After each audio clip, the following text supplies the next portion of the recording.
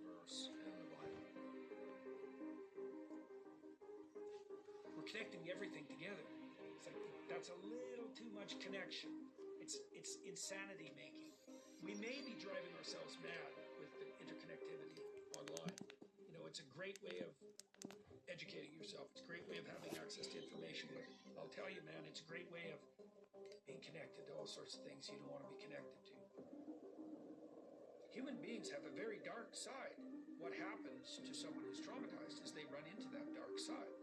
If you meet Satan at the crossroads, there's no necessity that you're going to recover from it.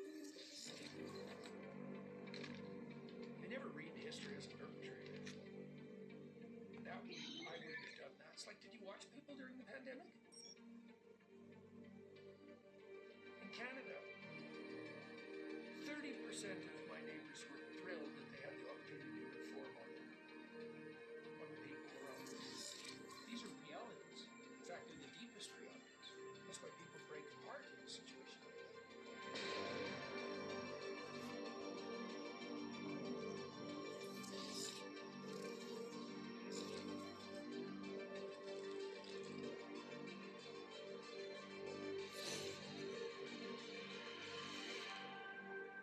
Why did you invite me onto this podcast? Because I want to pick your brain about Okay, these things. but obviously part of the reason is because you've observed the effects or the consequences of what I'm doing. I think this is first because clearly they don't agree with what he has to say, so they're showing it. But I have seen a lot of people, call for him to be canceled. So what is your advice beyond banal comments like clean your room? The consequence of a collusion between the banks and the government that was extrajudicial, that was recently deemed unconstitutional. Okay, what do you think those consequences or effects are? I think they're making people think.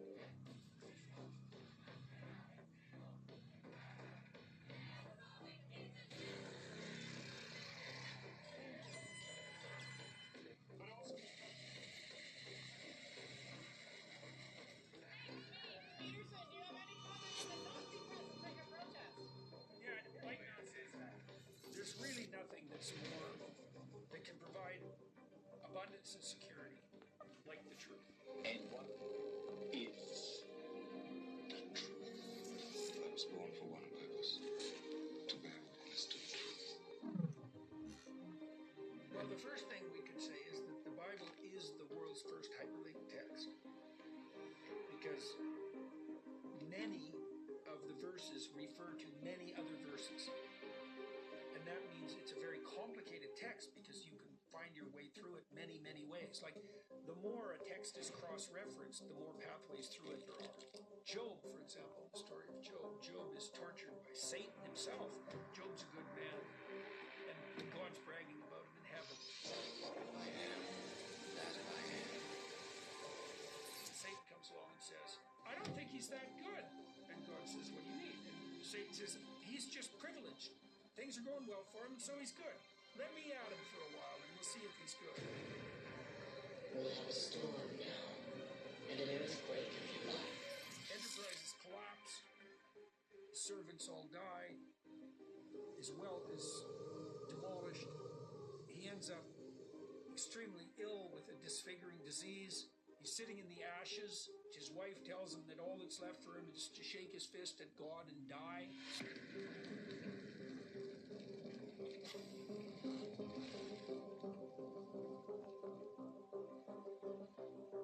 And then his friends come and tell him that it's all his fault. And so that's Job. And what does Job do? Job says, these terrible things have happened to me, but that's not because of some central flaw in me. He maintains his faith in his integral humanity, and he refuses to lose faith in God. Job's insistence is, no matter what happens to you, you're called upon to maintain faith and move forward. It's a very rare person who becomes good without, running into Satan at the crossroads. You're not serious enough before then. A question that you despise is, do you believe in God? The way we conceptualize belief in the modern world is shallow. To believe in God is to commit your life. That's what the belief is. It isn't the statement, I believe in God.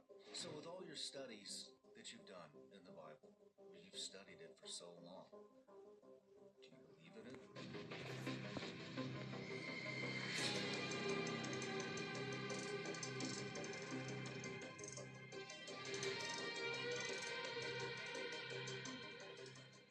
Here's what you're committing to: painful, unjust death, accompanied by betrayal, the perfidy of the mob, and the dominion of the tyrant. Full confrontation with malevolence.